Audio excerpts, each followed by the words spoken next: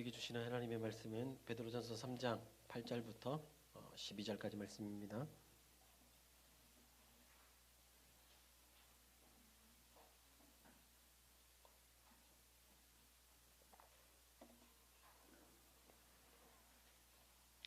베드로전서 3장 8절부터 12절까지 말씀 제가 먼저 읽고 여러분 먼저 읽고 마지막 전은 함께 합독하겠습니다. 신약 성경 380페이지입니다. 마지막으로 말하노니 너희가 다 마음을 같이하여 동정하며 형제를 사랑하며 불쌍히 여기며 겸손하며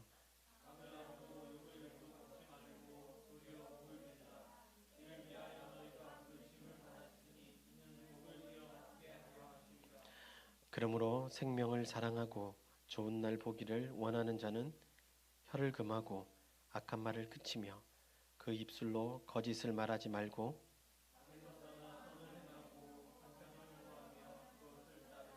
함께요. 주의 눈은 의인을 향하시고 그의 귀는 의인의 간구에 기울이시되 주의 얼굴은 악행하는 자들에 대하시느니라 하였느니라. 아멘. 할렐루야. 우리 앞뒤좌우로 바라보시면서 우리 인사하겠습니다. 사랑하고 축복합니다. 이렇게 한번 인사하겠습니다. 사랑하고 축복합니다. 오늘도 하나님 은혜가 함께하기를 예수님 이름으로 축복합니다. 지난주에 우리가 함께 말씀을 나누면서 죄가 있어 매를 맞고 참으면 무슨 칭찬이 있으리요. 이 말씀 기억나시죠? 죄를 따라 살아가는 인생으로 우리를 부르신 것이 아니라 우리 하나님께서 우리를 부르신 것은 선을 행함으로 고난을 받고 참으면 이는 하나님 앞에서 아름다우니라 이렇게 말씀하셨습니다. 이 땅을 우리가 살아갈 때 나그네로 살아가지만 선을 행함으로 우리 하나님이 기뻐 받으시도록 그렇게 살도록 우리가 부르심을 받았습니다. 근데 여러분 우리가 이 땅에서 선을 행할 때 우리 가운데 반드시 고난이 찾아옵니다. 세상 사람들처럼 같이 악하게 살아가면요, 같이 욕하고 같이 싸우고 이렇게 하면 고난이 안 찾아옵니다. 속이 후련하죠. 그러나 우린 그렇게 하지 못하기 때문에 어떻습니까? 늘 우리 마음에 어려움이 있고 고난이 찾아오는 겁니다. 최근에 저 자신을 한번 돌아보면서 그런 생각이 많이 들었어요.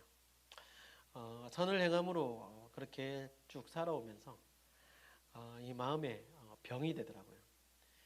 성경은 욕을 하지 말라고 했고 같이 싸우지 말라고 했고 참으라고 했고 오리를 가자면 심리를 가자고 가주라고 말했고 겉옷을 달라면 속옷까지 주고 이렇게 주님이 말씀하셨기 때문에 제가 의지적으로 이걸 이제 따라하려고 굉장히 많이 노력을 했습니다. 근데 7년의 시간이 지나고 이제 저 자신을 보니까 요즘 저를 보면요 그런 생각이 들어요. 껍데기만 남아 있구나. 참 뭐라고 해야 될까? 겉모양은 그래도 이렇게 유지하려고 하는데 마음은 힘이 들고 어렵구나. 그러니까 조그마한 이제 문제 앞에서도 인내하고 참고 견딜 수 있는 마음들이 작아지는 연약한 제 모습을 보게 되더라고요. 이게 우리에게는 숙명적으로 찾아옵니다. 선을 행하면서 고난을 받지만요. 그러나 이 문제 앞에서 우리 모두는 자유로울 수가 없습니다. 우리는 이렇게 부르심을 받았습니다. 그리고 지난주 우리가 말씀을 나누었던 것처럼 그리스도께서 먼저 본을 보이시면서 그 길을 가셨고 우리는 그 길을 따라가는 그분의 제자로 부르심을 받았기 때문에 그렇습니다. 사랑하는 여러분, 선을 행함으로 고난을 함께 받고 또 그 고난을 받으면서 슬프고 힘든 날이 우리 가운데 있을 때 우리가 서로 함께 위로하고 함께 일으켜주는 우리 귀한 방죽의 모든 지체들 되기를 예수님 이름으로 축복합니다. 고난을 당할 때 우리는 여러분 그냥 그 고난에 머물러 있으라고 말하지 않았어요. 고난을 이기는 삶을 분명하게 우리에게 가르쳐주고 있습니다. 바로 오늘 본문이 세상을 살아갈 때 고난이 찾아오고 고난을 어떻게 이길지를 가르쳐주는 본문입니다. 본문은 이렇게 시작을 합니다. 8절 말씀 여러분 보시죠. 8절에 보면 마지막으로 말하노니 이렇게 시작합니다. 근데 여러분 베드로 사도가 지금 착각하고 있는 것 같지 않습니까? 지금 베드로전서 3장입니다. 베드로전서는 몇 장까지 있습니까? 50장까지요? 5장까지 있잖아요. 아직 몇 장이 남았습니까? 5 빼기 3은 2장이 아직 더 남아 있습니다. 그런데 베드로 사도가 이렇게 말해요. 마지막으로 말하노니 3장에서 그렇게 벌써 말하고 있습니다. 그의 성격 때문일까요? 급한 그의 성격 때문에 그럴까요? 아닙니다. 베드로 사도는 지금 확신에 차 있어요. 어떤 확신이요? 세상을 이기는 방법을 그의 사랑하는 성도들에게 가르쳐 주려고 하는 그 마음의 확신 때문에 벌써부터 뭐라고 말하냐면 마지막으로 너에게 말하노니라고 하는 거예요. 여러분, 왜 기쁜 소식을 들으면 빨리 말하고 싶잖아요. 안 그렇습니까? 나 혼자 알고 있어야지 이러진 않잖아요. 기쁜 소식을 들으면 어떻게 합니까? 빨리 가서 말하고 싶죠. 베드로 사도도 마찬가지였어요. 세상 가운데 나그네로 살아가고 고난받고 핍박받고 살아가는 그들을 향해서 로마 사회에서 예수를 믿는다는 이유로 죽음을 당하고 추방당하고 어려움을 당하는 이 그리스도인들에게 내가 세상을 이기는 방법은 이것이야 라고 말하기 위해서 앞당겨서 마지막으로 너에게 말하노니라고 이렇게 시작을 하는 겁니다. 이 8절부터 12절까지 이 전체적인 말씀을요, 한마디로 요약하면 바로 그겁니다. 세상을 이기는 방법, 고난을 이기는 방법 무엇인가? 바로 사람을 사랑하는 겁니다. 우리 함께 따라해 볼까요? 사람을 사랑하는 것. 이게 바로 고난을 이기고 세상을 이기는 방법입니다.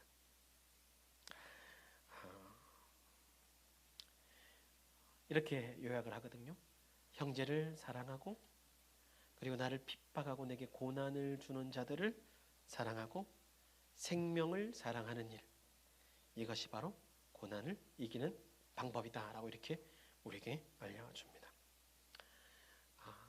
여러분 정말 사람을 사랑합니까? 제가 설교를 준비하면서 이 질문 앞에서 답을 할 수가 없었습니다. 왜냐하면 겉으로는 사랑하는 것처럼 보이지만 내 마음은 그렇지 않은 것 같더라고요. 사람을 사랑하지 않으니까 세상에 고난이 올 때 질 수밖에 없고, 사람을 사랑하지 않으니까 세상을 이기는 방법을 찾지 못해서 늘 실패했던 겁니다. 7년을 돌아보니까 실패투성인 이유가 무엇인가?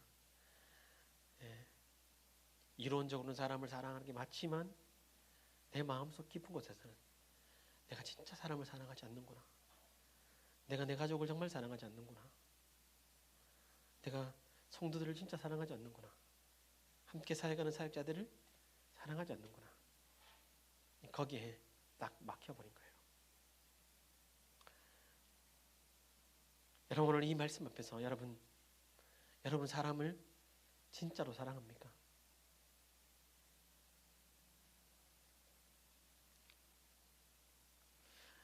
아마 우리 마음을 들춰내면 진실되게 사람을 사랑하는 사람은 많이 없을 거예요.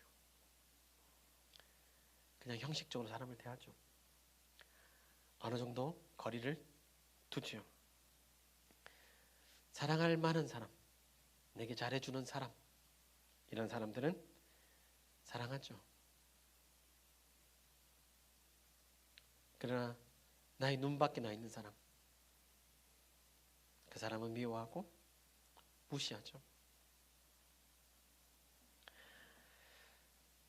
교회에서 신앙생활 하다 보면 이런 일들이 종종 있습니다.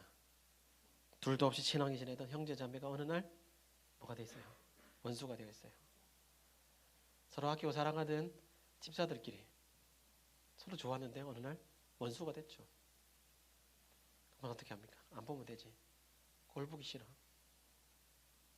왜 저렇게 나서는 거야? 청년들도 마찬가지죠. 사랑해서 결혼한 부부가 시간이 지나면 남보다 못한 사이가 되는 거예요. 왜 그렇습니까? 마지못해 살고. 요즘은 어떻게 합니까? 그냥 쉽게 이혼해버리죠. 자녀를 생각 전혀 하지 않죠. 그러면서 늘 뭐라고 말합니까? 성격차라고 얘기를 하죠. 교회에도 자연스럽게 이런 문화들이 들어와서 어떻습니까? 목사님이 결혼 주례 했는데 일주일에 다 이혼한다. 왜 그래? 그러면 서로 안 맞아요.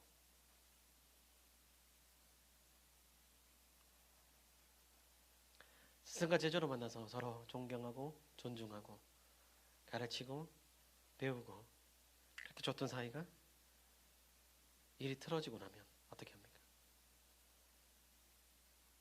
죽일 듯이 욕하고 비방하고 서로 미워하는 자주로 바뀌는 이런 삶. 이러니까 여러분 우리가 세상을 이길 수 있겠습니까? 못 이기죠. 이러니까 고난이 찾아오면 어때요? 이런 생각이 드는 거예요. 하나님, 나는 하나님 말씀대로 하는데 왜 이렇게 어려움이 찾아오는 거예요? 왜 이길 수 있는 힘이 없는 거예요? 사랑하지 않기 때문에 그렇습니다.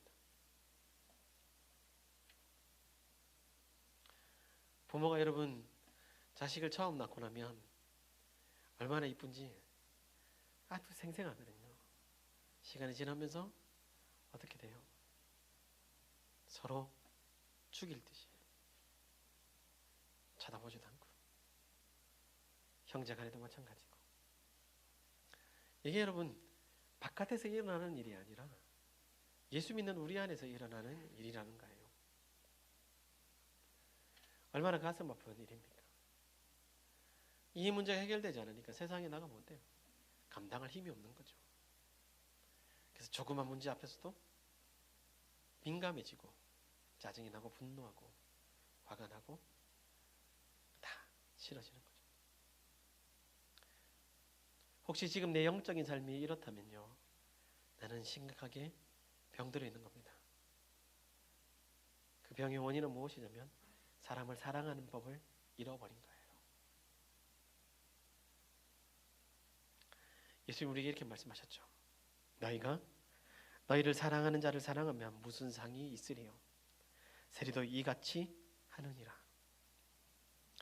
또 너희가 형제에게만 무난하면 남보다 더하는 것이 무엇이냐? 이방인들도 이같이 아니하느냐라고 이렇게 말씀하셨어요. 그러면서 예수님 우리에게 이렇게 말씀하시죠. 나도 너희에게 이르노니 너희 원수를 사랑하며 너희를 박해하는 자를 위하여 기도하라. 이렇게 말했어요. 이같이 한즉 하늘에 계신 너희 아버지의 아들이 되리니 이렇게 말씀하신 거예요. 여러분, 우리가 세상을 이기지 못한 이유가 무엇인지 분명해졌습니다.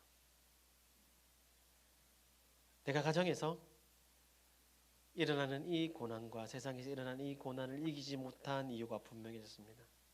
바로 사람을 사랑하지 않았기 때문에 그렇습니다. 여러분, 우리가 세상을 이기기 위해서, 이 고난을 이기기 위해서 우리에게 필요한 것은 다시 사람을 사랑하는 방법을 배우는 거예요. 오늘 말씀을 통해서 이 방법을 배우는 겁니다. 오늘 본문에는 사람을 사랑하는 방법을 가르쳐주고 있습니다. 그리고 사람을 세 가지 부류로 나누고 있죠. 첫 번째 사랑해야 할 대상은 형제입니다. 형제 사랑입니다. 근데 여러분, 형제를 사랑할 때 여러분 8절에 보면 이렇게 말합니다. 너희가 다 마음을 같이하여 동정하고 형제를 사랑하며 불쌍히 여기며 겸손하며라고 이렇게 말합니다. 형제를 사랑할 때 첫 번째가 뭐예요? 마음을 같이해라 이렇게 말했습니다. 마음을 같이 하는 게 뭘까요? 마음을 같이 하는 거. 네 마음이 내 마음이다 이런 표현 쓰죠. 이게 뭐예요? 네가 가지고 있는 생각과 내가 가지고 있는 생각은 같다라고 이렇게 말할 때 네 마음이 내 마음이잖아. 이런 여러분 상태라면 어떻습니까? 얼굴 표정만 봐도 이 사람이 무엇을 원하는지 알게 되죠. 그러니까 여기서 여러분 말하는 마음을 같이 하라는 것은 무엇이냐면 본질적인 것, 그러니까 영적인 것에 관해서 일치하라는 겁니다. 진리에 관해서 일치하라는 겁니다. 우리의 마음을 같이 하고 영적인 것을 같이 하는 게 무엇일까요? 하나님의 말씀이에요. 하나님 말씀. 그러니까 여러분, 여기서 우리가 공동체로 하나님의 말씀 함께 나누는 게 왜 중요한가? 마음을 같이 하는 작업을 하는 거죠. 여기서 여러분 예배 드리고 말씀을 듣고 또 이제 소그룹으로 가서 뭐 하는 거예요? 마음을 같이 하는 거예요. 오늘 들었던 말씀을 가지고 뭐 하는 거예요? 같이 나누는 거예요. 오늘 소그룹 모임을 하면서 그렇게 말하는 거죠. 오늘 말씀을 들으면서 사람을 사랑하라고 말하는데 나는 당신을 그냥 형식적으로 그냥 대한 것 같아요. 남편이 아내에게 그렇게 말할 수 있겠죠. 형제 자매 간에 그렇게 말할 수 있겠죠. 사역자끼리 모여서 그렇게 말할 수 있겠죠. 부모 자식 간에 그렇게 말할 수 있겠죠. 말씀이 마음을 같이 하게 만들어요. 그래서 한 말씀을 같이 배우고 그 말씀을 같이 나누는 거죠.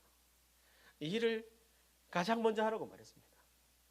여러분 잘 보세요. 형제를 사랑하라고 말했는데 다른 것이 여러분 1번으로 나오지 않았어요. 바로 말씀을 배우고 나누는 그 일이 가장 소중하다는 거죠. 저는 여러분과 같이 이제 3월 달에 소그룹 모임 시작한다고 말했을 때 여러분 믿지 못해서 그런 게 아니라 마음에 걱정이 많이 됐습니다. 소그룹 모임 시작하는데 진짜 여기서 마음을 같이 하고 나눌 수 있는 그런 공동체로 갈 수 있을까? 그러나 여러분 여기서부터 시작되는 거예요.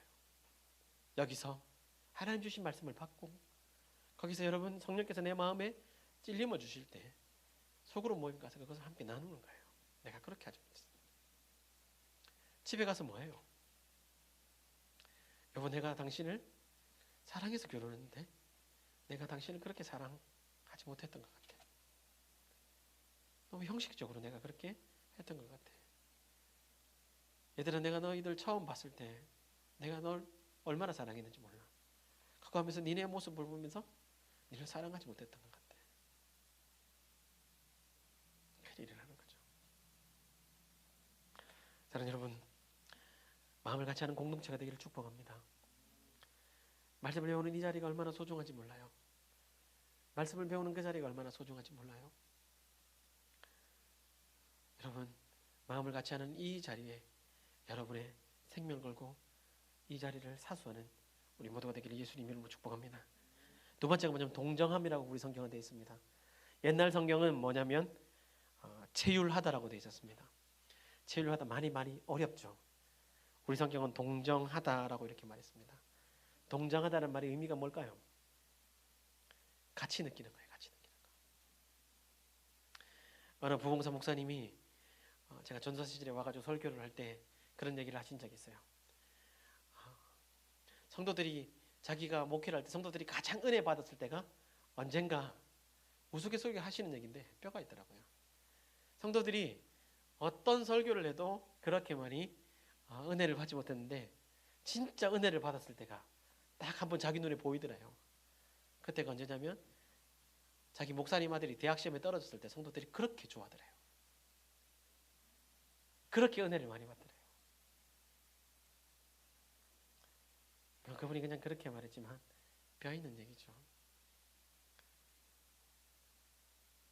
동정하다는 말의 의미는 뭐냐면 우리 공동체에서 누군가가 슬픈 일을 당하면 어떻게 하는 거예요? 같이 마음을 다해 슬퍼해 주는 거예요. 기쁜 일을 맞으면요. 아우, 나한테는 저런 일이 안 오고 이게 아니에요. 너무 축하해요. 너무 잘 됐어요. 우리 집사님들이 열심히 일해가지고 좋은 집에 갔어요. 좋은 집을 사서 갔어요. 그러면 나는 저런 거 없는데 이게 아니에요. 같이 가서 기뻐해주고 좋아해주는 거예요. 동정하다는 거예요. 이번 주에 우리가 선교단체 모임을 시작했거든요. 갑자기 애들이 너무 많이 온 거예요. 세보니까 12명인 거예요. 간사님들 포함해가지고. 청년부실에서 성경 공부하고 막 모임을 했어요. 너무 좋았죠. 끝나고 난 다음에 우리 선교단체 유진 간사가 연락이 왔어요. 그 중에 한 명이 확진 판정받았어요. 그럼 어떻게 합니까? 세상은 어떻게 해요? 너 때문에 지금 큰일 났다. 왜 확진돼가지고 와가지고 이렇게 모임을 엉망으로 만들어? 여러분, 인간의 마음이에요. 그런 마음이 올라온단 말이에요. 저도 이 얘기를 듣고 처음에 어쩌지? 우리 목사 하나밖에 없는데 지금 우리 성탑 종사한테 얘기해야 되나? 일단은 그 친구한테 얘가 얘기했어요. 그 친구한테 자가 격려해야 되니까 필요한 거나 이런 게 있으면 연락하라고, 우리가 도와줄 수 있는 건 도와주고, 그리고 우리도 코를 찌르자 그랬어요. 자가 기대했어요. 코를 찌르는데 얼마나 막 이게 스스로 찔러야 되는데 이게 얼마나, 저이 코가 되게 약하거든요. 재치기를 얼마나 많이 했는지 몰라요. 막. 그래서 찔렀어요. 그래가지고 안 해봤으니까 우리 애들은 이거 잘하더라고. 학교에서 해오라 그러니까. 그래서 이렇게 담그고 이 두려고 떨리는 마음으로 똑똑똑 이렇게 쭉 이렇게 가더라고요. 쭉 가는데 한 줄이 나오고 여기서 멈춰야 되는데 또 나오면 어쩌지, 뭐 이런 마음이 있어요. 다행히 한 줄 나왔습니다. 근데 둘째가 뻥치는 거죠. 아내가 뻥치는 거죠. 지금 이제 2줄 됐다. 뻥이야? 형제 사랑은 여러분, 내 형제가 기쁜 일 있으면 같이 기뻐해 주는 거예요. 슬픔을 당하면 같이 슬퍼하는 거예요.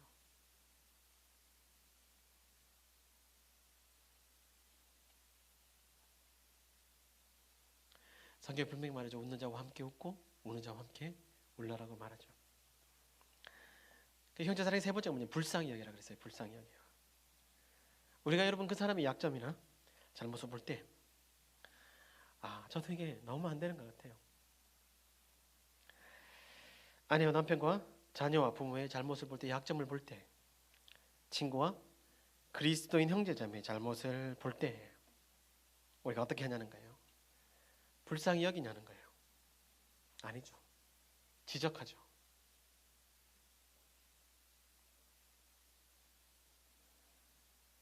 저도 그런 것 같아요. 왜 당신은 이런 부분에서 왜 그렇게 지적은 잘하는데 불쌍히 여기는 것은 잘 안 해요. 그리고 난 다음에 꼭 후회하죠. 왜 이런가? 생각들이 바뀌지 않는 거예요. 목사님, 저도 성경을 그렇게 많이 연구하고 그 말씀대로 살려고 하지만 생각들이 이 부분들은 아직 바뀌지 않았던 거예요. 그러니까 어떻게 해요? 이런 일이 일어날 때, 약점이나 실수가 보일 때 어떻게 하는 거예요? 긍휼히 여기는 게 아니라 지적하는 거예요. 여러분, 지적하려고 하는 그 마음이 들 때 꼭 기억해야 돼요. 내가 사람 사랑하는 일에 실패하고 있구나. 누구나 다 실수할 수 있는 거지. 이런 부분에서 제 아내 저보다 훨씬 더 영적으로 강한 사람이에요. 저는 약점을 지적하는데 제 아내는 항상 저한테 그렇게 말해요. 누구나 실수할 수 있기 때문에 나는 당신이 실수해도 말하지 않아. 그렇게 말하는 거예요. 참 부끄러운데 남자가 자존심이 있어가지고 그 인정하지 않는 거예요. 참 못된 거죠. 여러분, 그런 일이 있을 때요, 약점이 보이고 여러분 실수할 때 항상 기억해야 돼요.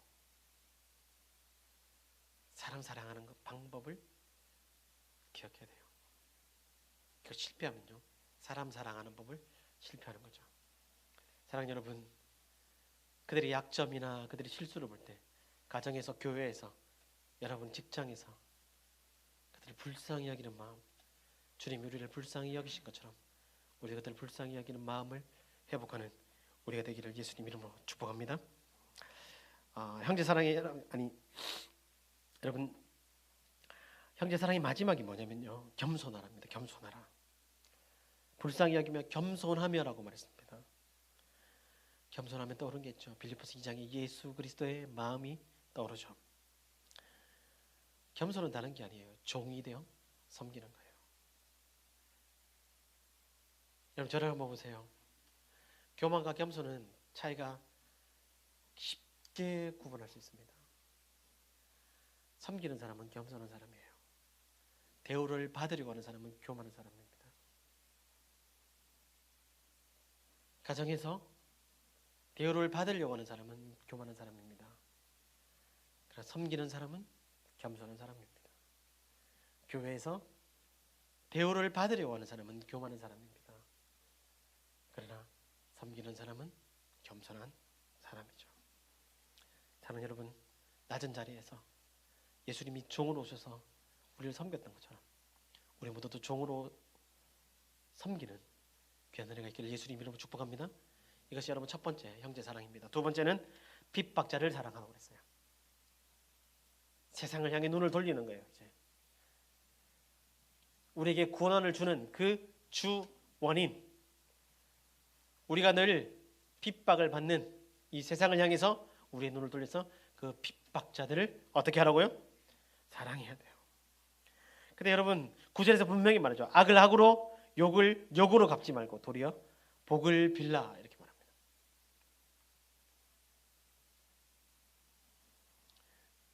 어제 제 아내가 재미있는 얘기를 한번 해줬어요. 요즘 이제 도로 연수를 하고 운전을 이제 가끔씩 하고 주로 이제 밤에 차 없을 때 많이 운전하지만 운전을 하면 여러 가지 에피소드가 있어요. 딸 태우고 송도 바닷가 구경시켜줘 갔다가 천마터를 타고 그때부터 딸이 긴장이 시작했어요. 이런 일도 있고 여러 가지 많은 일이 있는데 주차를 하면서 차가 이제 주차장에 주차를 하는데 어떤 여자가 이상하게 차를 대가지고 나오도 안 하고 들어가도 안 했다는 거예요. 우여곡절 때 주차를 했는데 나오는 말이 뭐냐면 저 따위로 운전하냐 그거죠. 저도 그런 얘기 자주 해요. 저 따위로 운전하냐.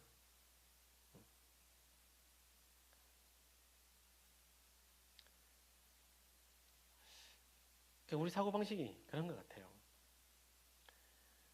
우리에게 일어나는 고난과 핍박자, 세상을 향해서 우리가 이런 대우를 받으면 원수 갖고 싶어 하는 거죠. 너도 똑같이 당해봐야 돼. 그러니까 여러분 굉장히 심각한 문제입니다. 심판자의 자리에 내가 지금 올라가 앉아 있는 거죠. 심판하는 것은 하나님께 있다라고 로마서에서 분명히 말합니다. 그런데 그런 상황에서 우리가 해야 될 행동은 무엇인가? 악을 악으로 갚지 말라고 했어요. 욕을 욕으로 갚지 말고 어떻게 하라고? 도리어 복을 빌라라고 말하는 거죠. 화나는데 어떻게 목사님 복을 빌겠습니까? 열받는데 어떻게 복을 빌어요? 옛날에 우리 어른들이 목사님들 설교 듣고 그렇게 했죠. 옛날에는 막 욕을 했어요. 자기 자식한테 이 빌어먹을 놈아 뭐 못하면 쇠바가지에 구멍 날 정도로 빌어먹을 놈아. 쇠바가지가 구멍 날려면 얼마나 빌어야 돼요. 그렇게 막 험한 말을 했다고요. 근데 목사님이 그렇게 이제 말 안 하고 그렇게 하지 마라. 복을 빌어라. 그러니까 여러분 우리 할머니들 옛날에 이제 그 설교 듣고 어떻게 해요? 예의 열받는데 예의 복 받을 놈아. 마음에 분노가 오지만 그 긍정적으로 말하는 거죠. 운전하다가 막 그런 일이 예의 복 받을 분. 저도 한번 해볼게요. 예의 복 받을 분. 이렇게 자꾸 변해가는 거예요.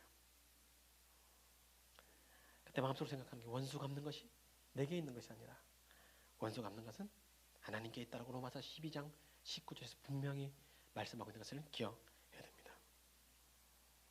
그들에게 복을 빌라고 말하죠. 일단 우리가 할 수 있는 일이 뭐예요? 복을 비는 것은 뭡니까? 기도하라는 거예요. 일단 기도합니다. 기도하면서 무슨 생각이 들겠어요? 하나님 진짜 내가 열받는데 기도하라고 해서 기도합니다. 그렇게 기도하다 보면요 무슨 마음이 드냐면 예수님이 나를 위해 십자가 지신 그 사건이 생각나요.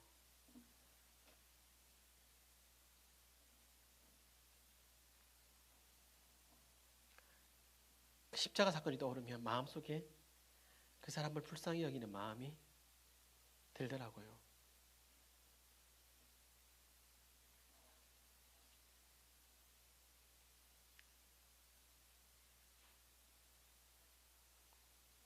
사랑하는 여러분, 핍박자를 사랑하는 그 방법을 배우시길 축복합니다. 그래서요, 세상이 우리에게 고난을 줄 때, 사람들이 우리를 어렵게 만들 때 원수 갚는 것이 내게 있는 것이 아니라 하나님께 있음을 기억하고 그를 위해 복을 비는 귀한 믿음의 사람들 되기를 예수님 이름으로 축복합니다. 마지막으로 사람 사랑하는 방법을 우리에게 가르쳐 주는데요, 생명을 사랑하라라고 말합니다. 여러분 10절 보십시오. 생명을 사랑하고 이렇게 말합니다. 생명을 사랑하고. 생명을 사랑하라고 말하면 그리스도인들은 항상 이런 생각을 해요. 한 영혼을 사랑해야지. 한 영혼을 사랑해야지. 그 얘기하는 게 아니에요. 여기서 생명을 사랑하라는 건 뭐냐면 우리 인생을 사랑하는 거예요. 내 자신을 어떻게 하라는 거예요? 사랑하라는 거예요. 여러분 자신을 사랑하고 있습니까? 우리 엄마들이 자주 하는 말이 있잖아요. 젊었을 때, 처녀일 때는 몸매도 좋고 얼굴도 많이 꾸미고, 그렇죠? 좋은 옷도 입고 이렇게 했는데 결혼하고 임신하고 출산하고 나면 몸매도 망가지고 몸도 망가지고. 옛날에 이쁜 옷 입고 다녔는데 요즘은 어떻게 합니까? 아이 낳고 나면 몸빼 바지는 아니지만 체육복 너덜너덜하진 거, 그죠? 아이들이 입다가 그런 옷 입고 그렇게 산단 말이에요.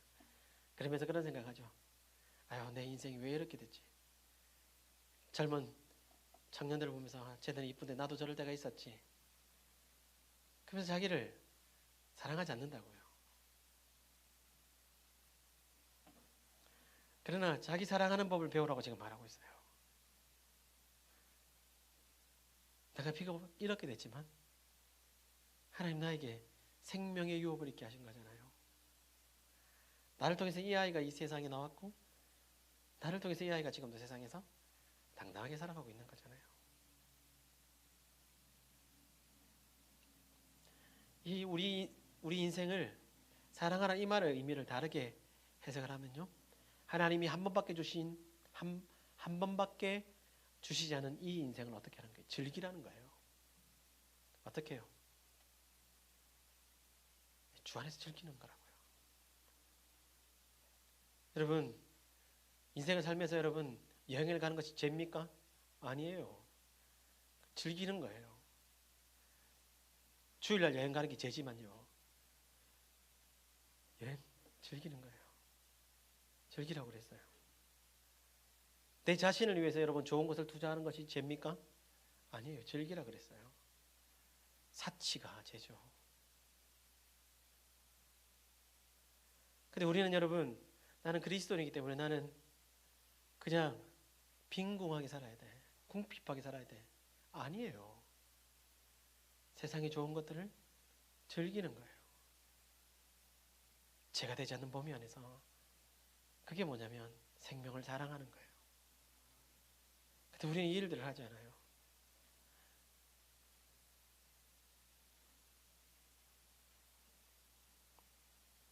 이렇게 여러분 우리 인생을 즐기기 시작하면요, 저 안에 즐기기 시작하면 여러분 보십시오. 좋은 날 보기를 원하는 자는 이렇게 말하죠. 생명을 사랑하기 시작하면 좋은 날이 오는 거예요. 행복한 날들이 시작되는 거죠. 이렇게 말하면서 여러분 우리에게 사람을 사랑하라고 말합니다. 사람을 사랑하라고. 첫 번째가 누구를 사랑하라고 했어요? 형제를 사랑하라고 말했습니다. 두 번째가 뭐예요? 핍박자를 사랑하라고 말했습니다. 세 번째가 뭐예요? 생명을 사랑하라고 말했습니다. 자, 그러면 이렇게 사랑하는데 구체적으로 어떻게 사랑할까요? 자, 여러분 10절 말씀 보십시오.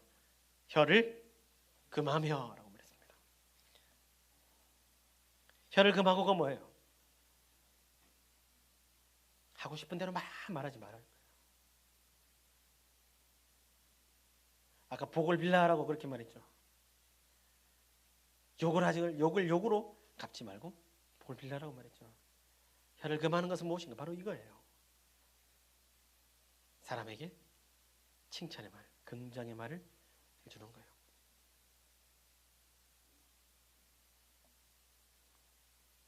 악한 말을 그치고 그 입술로 거짓을 말하지 말고 이렇게 말했습니다.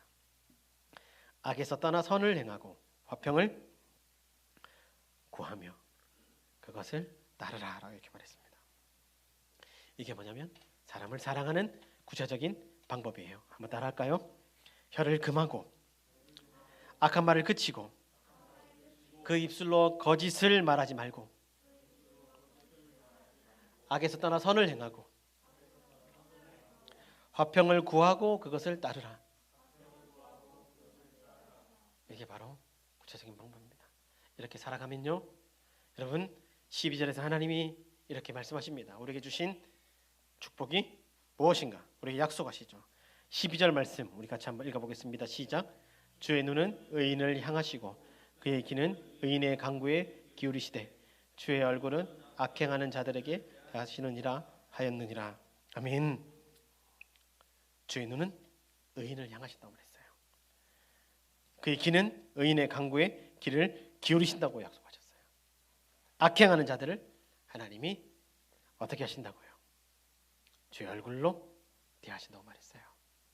그날이 있음을 기억하고 여러분 사람 사랑하는 이 구체적인 방법을 통해 사람을 사랑하게 되는 우리 방중의 모든 성도들이 되기를 예수님 이름으로 축복합니다. 여러분 인생이 한 번밖에 없잖아요. 행복하며 살아야 되잖아요. 그렇죠? 즐기십시오. 주 안에서. 그 즐김이 무엇인가? 사랑하십시오. 그럼 여러분의 눈앞에 행복한 날이 일어나게 될 줄 믿습니다. 말씀의 결론을 맺겠습니다. 세상을 이기는 방법이 뭐라고 말했죠? 사람을 사랑하는 것. 왜 하나님이 이렇게 말씀하신 걸까요? 왜 하나님께서 베드로를 통해 이렇게 말씀하신 걸까요? 왜냐하면 사람을 하나님의 형상으로 하나님이 창조하셨기 때문에 그래요. 여러분 우리가 형제를 사랑하지 않고요, 핍박자를 사랑하지 않고 생명을 사랑하지 않는 것은 하나님을 사랑하지 않는 거예요. 그 사람을 미워하고 그 사람을 욕하는 것은 하나님을 욕하는 거라고 말합니다. 왜요? 하나님의 형상으로 하나님 만드신 거니까. 우리는 그 일을 계속 해오고 있었죠. 가정에서 남편을 욕하고 아내를 욕하고 자식을 욕하고 부모를 욕하고 하나님을 지금 욕하고 있는 거예요. 교회에서 형제 자매를 욕하고 집사들끼리 직분자들끼리 서로 욕하는 그건 뭐예요? 하나님을 욕하고 있는 거죠. 하나님의 형상으로 창조된 남편, 하나님의 형상으로 창조된 아내, 하나님의 형상으로 창조된 부모, 하나님의 형상으로 창조된 자식, 하나님의 형상으로 창조된 내 형제, 하나님의 형상으로 창조된 내 자매, 하나님의 형상으로 창조된 내 이웃. 여러분 이들을 사랑함으로 세상을 이기고 우리에게 한 번밖에 주는 이 인생이 날마다 행복해지는, 고난을 이기는 그런 그리스도인들 되기를 예수님 이름으로 축복합니다. 우리 함께 찬양하며 들은 말씀을 가지고 한번 결단하기를 원합니다.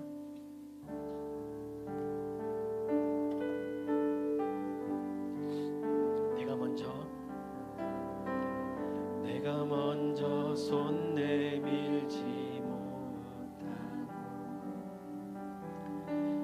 내가 먼저 용서하지 못하고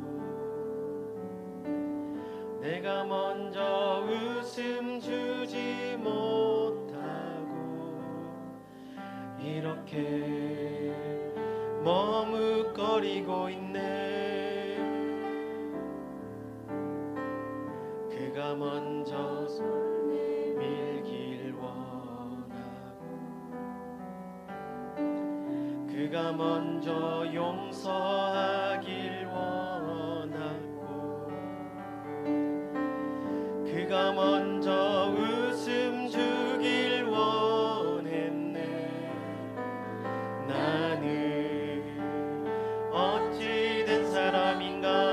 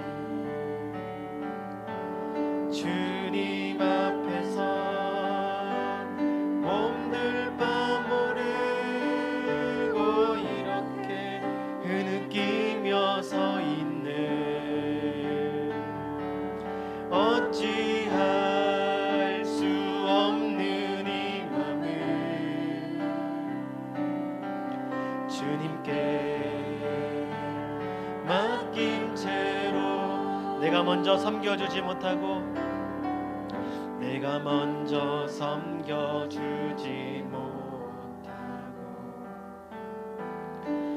내가 먼저 이해하지 못하고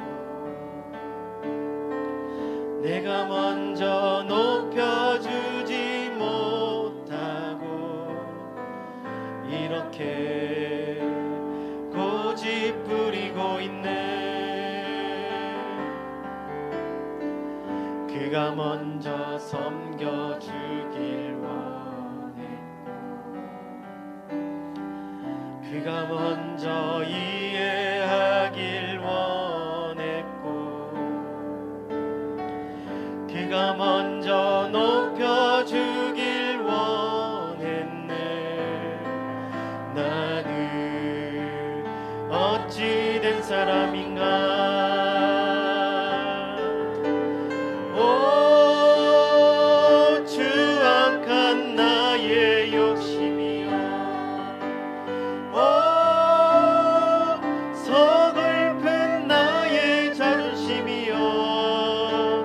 왜 나의 입은 사랑을 말하면서 왜 나의 맘은 화해를 말하면서 왜 내가 먼저 져줄 수 없는가. 왜 내가 먼저 손해볼 수 없는가. 오늘 나는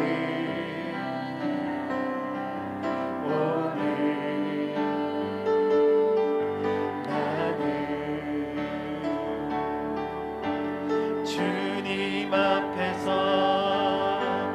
몸둘 바 모르고 이렇게 흐느끼며 서 있네.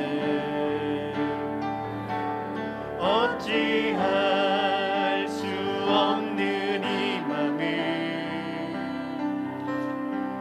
주님께 맡긴 오 강교한 나의 입술이여. 오 간교한 나의 입술이여. 오 더러운 나의 마음이여.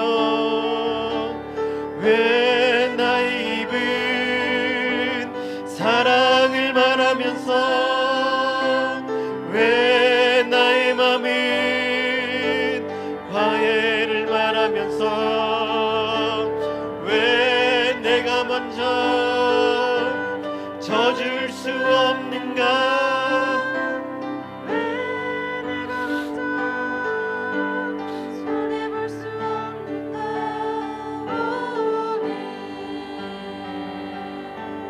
나는